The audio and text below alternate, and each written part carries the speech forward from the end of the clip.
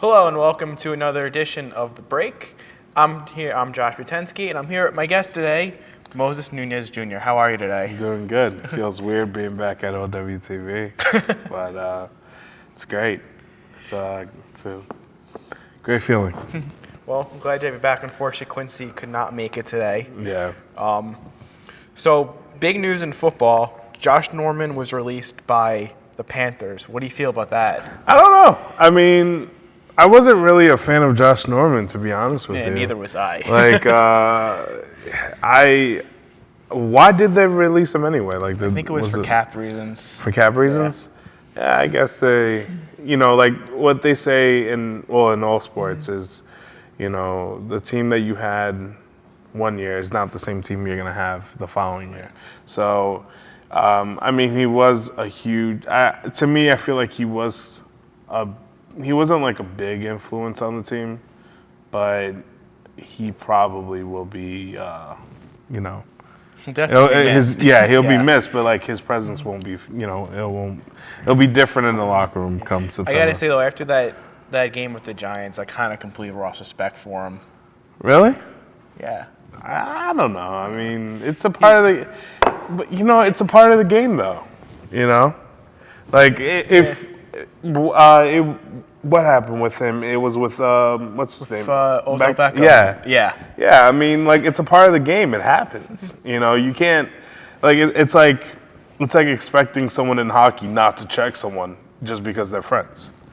Yeah, but I don't think they're friends. No, they're not friends. They're not at all. But I'm just saying that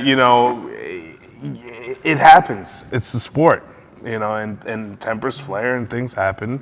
So, I can't knock them. That's probably one of the reasons why. But Odell was having problems too with, I think, someone on the Redskins as well last year. I don't remember who it was, but I do remember that. Yeah, but... where do you think he's going to go? That's the one question that I really, really don't know. Well, who needs... What is he? He's a corner, He's a cornerback. Right? Yeah. Who needs a corner? I'm not really sure. You got to look at a team's defense. Yeah. Definitely the Eagles, since the Eagles could definitely use him. Yeah, the Eagles. Do the Eagles really want to spend money right now? Especially. They just. Speaking of the Eagles, that trade that they made. Yeah, I know. Actually, it's funny because last night I was on Instagram when I saw it, and I saw how many picks that they gave up, and I was like, are they stupid? Well, let's go over this trade. All right. So the Eagles got the number 2 pick in this year's draft, a 4th round pick next year. Then they traded the 8th, the 77th, and the 100th this year, a 1st for next year and a 2nd for 2018. What was going through their heads? It's management. They don't know how to manage a team. It's horrible. First of all, they spent. They're kind of like, remember how Indianapolis was last year, where they got all these players that like Frank. I think it was Frank Gore. They got Andre Johnson, and they were like, oh yeah, we're gonna go to the Super Bowl because we got all these guys that is as old as the team is. You know what I mean? And it's just poor management, and that's what it is. It's really poor management. I don't know why all that for a number 2 pick. And let's face facts, there are a lot of guys that are going to be drafted that are probably going to be a bust. You know what's crazy too? I feel like they gave up more for the number 2 pick than the Rams gave up for a number 1 pick. I know, it's ridiculous. Yeah. And like I said before, a lot of guys that are high round picks, they normally bust. Look at Tom Brady. Tom Brady wasn't until the 15th round that he was chosen, and he's one of the greatest quarterbacks of all time. If you want to look at the last years, there's a bunch of quarterbacks too that were drafted in the top 10, haven't really done much. Exactly. Mark Sanchez is a great example of that. He did well with the butt fumble. He helped out. Who they play against with the butt fumble? It was the Eagles, right? Yeah. Yeah, he helped out the Eagles defense. I think that's the only way he helped out the Eagles defense ever, because last year Who was it? It was Bradford that was their quarterback, right? Yeah. And Yeah. I think Sanchez was their backup. Yeah, backup. Yeah. That's all he became. He's I think a great backup. He's not a good starter. Well, because, and I've been saying this since he was drafted, you need, in order for a quarterback to be successful, you have to have somebody that can teach them. Yeah, you're gonna have your Eli Mannings, or even though Kurt Warner was on his team, but you have your Ben Roethlisbergers, you have your even Tom Brady had Bledsoe, Drew Brees, Rivers to some extent. These guys, it's very rare in the NFL for a quarterback to be so great and not be taught by another vet.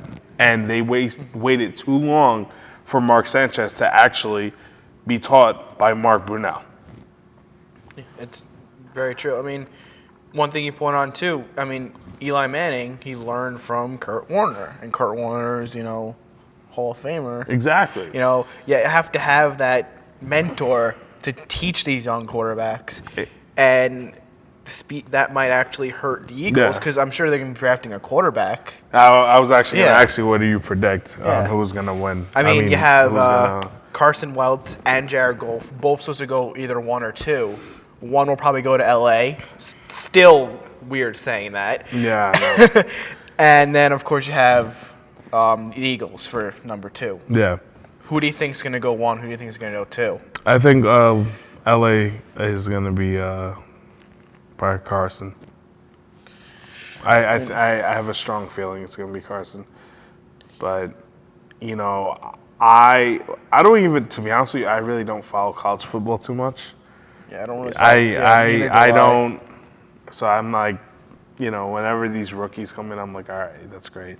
Let's see what they can do in the NFL or NHL or NBA, like wherever they get drafted. Let's see what they can do in the big leagues. That's where it matters most. Exactly, because you could have a great college career like Tim Tebow, and then be like Tim Tebow and be a waste. I don't even know what Tim Tebow's doing now. I think he was a sports analyst for ESPN, like college sports, if I'm not mistaken. But you don't really see him around too much anymore. Well, because he's cocky. He was like, oh, well, we already know what happened with the whole thing with the Patriots and him. But it's ridiculous. But I'm not even focused on that. I'm really focused on hockey. Yeah. Well, there was some pretty, I guess it's kind of big news in hockey today. Andrew Shaw was suspended 1 game and also fined $5,000 for an anti-gay slur. What is your take on that? Well, what's the gay slur? You know what I mean? They never actually released it. Apparently, it was something that happened on the ice. He said something to a referee, and the NHL investigated and decided that they needed to fine him and give him a suspension for it. Yeah. Well, if it was, tensions flare, there's things that shouldn't be said on TV, but these guys, they're playing for the cup. Things are going to get really out of hand really quickly. They step up, come May, everyone steps up, no matter what, and do I think that he should get penalized for it? Yeah, he should get penalized, but he really was just saying something to another player. Well, from what he said, he was just aggravated with the call on the ice, and he was just making comments because he was frustrated that I don't really remember exactly what happened because I didn't actually watch the game. But apparently, he just got mad at something that happened on the ice, and he was expressing how he felt. So I don't think he was really putting it towards any particular person.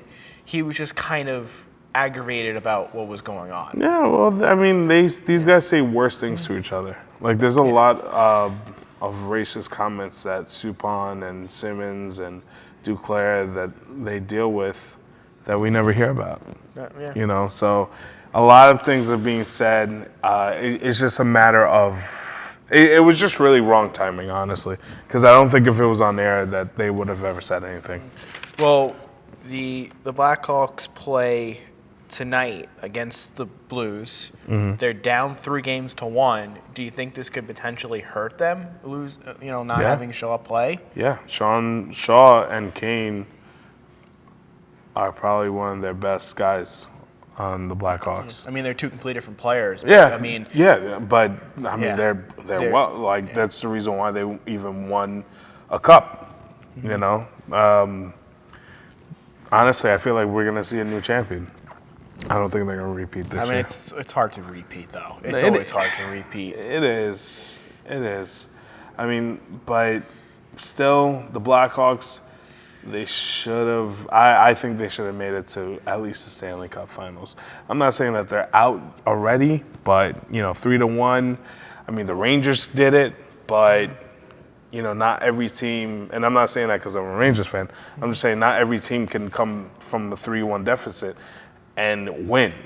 You know what I mean? Yeah. Like I personally, when the Rangers were down 3-1 a couple of years ago, I said, "There's no way they're gonna beat the Penguins. The Penguins are gonna beat them 4-1." But it's gonna be exciting to see. Yeah, well, you're talking about the Rangers and the Penguins. Again, they're down 2-1. Yeah, I know. You,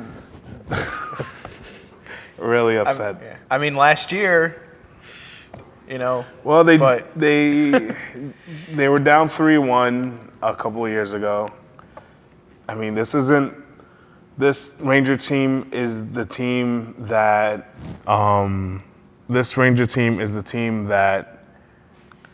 can give you any type of game, on any given day.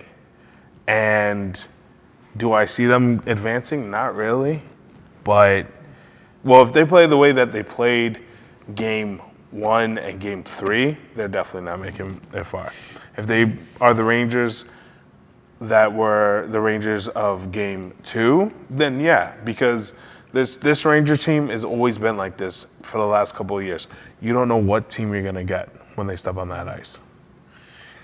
I mean, I'd be concerned too, though, because you know who you're probably going to end up playing. Yeah, The Capitals. Well, I think it depends because if the Caps, Hey, the Caps play tomorrow. They're up 3-1. yeah, I don't see the Flyers winning. Maybe one more game, but No. they're not winning the series. no, they're not taking it serious. But I think, depending on who, excuse me. I'm sorry, I was just thinking about that series. Depending on who wins this series depends on who the Caps are going to be facing next. Because it's like that. It's that weird thing. You know what I mean? Like you have, in the playoffs, it's the higher ranking, whoever the lower ranking seed, whoever advances faces the next lower ranking seed. Yes. So if we lose, then I think the Penguins may face you guys, or I don't know how that's gonna work. I think we no. After, with the new setup, everything's bracketed. Yeah, So the Islander, if whoever wins the Islanders and Panthers series would play.